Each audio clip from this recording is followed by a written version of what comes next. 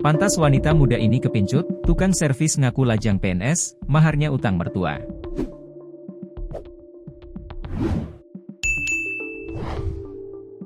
Seorang wanita muda baru tahu jika suaminya selama ini bohong, padahal sudah punya istri dan anak.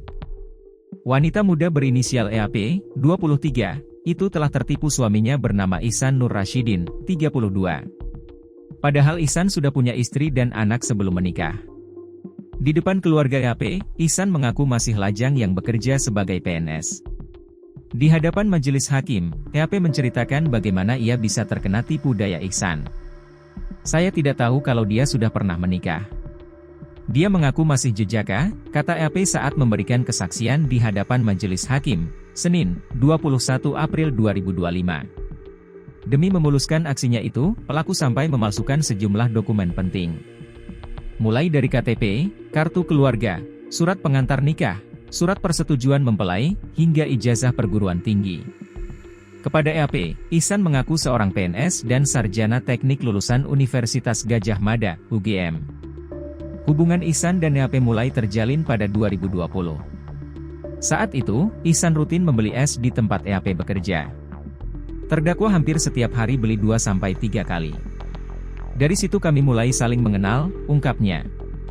Dari situ, benih-benih cinta mulai tumbuh, keduanya kemudian memutuskan untuk menikah pada 17 September 2021. Selama mengenal terdakwa, EAP tak pernah diperkenalkan dengan keluarga Ihsan.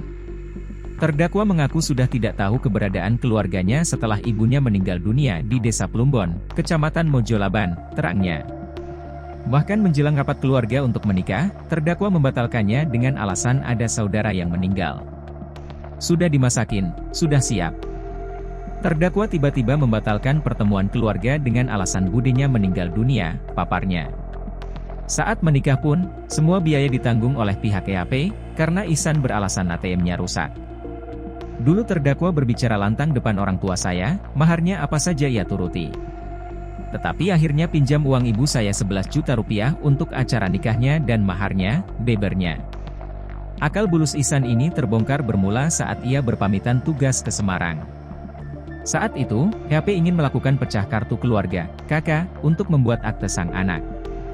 Namun ternyata, KK yang dimiliki sang suami tidak terdaftar di Dinas Kependudukan dan Pencatatan Sipil, Disdukcapil, Kota Solo. Setelah itu, EAP diarahkan ke Disdukcapil Sukoharjo. Di Sukoharjo pun nomor KK dan NIK suaminya yang mengaku warga Solo juga tidak terdaftar. Namun, terungkap, nama suaminya sudah terdaftar dengan nomor KK dan NIK yang berbeda, dengan status menikah dan memiliki satu anak.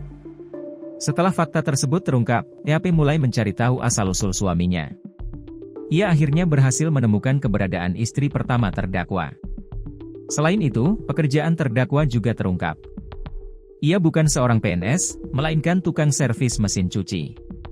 Dari pernikahannya dengan terdakwa, EAP dikaruniai satu orang anak yang saat ini sudah berusia 2 tahun.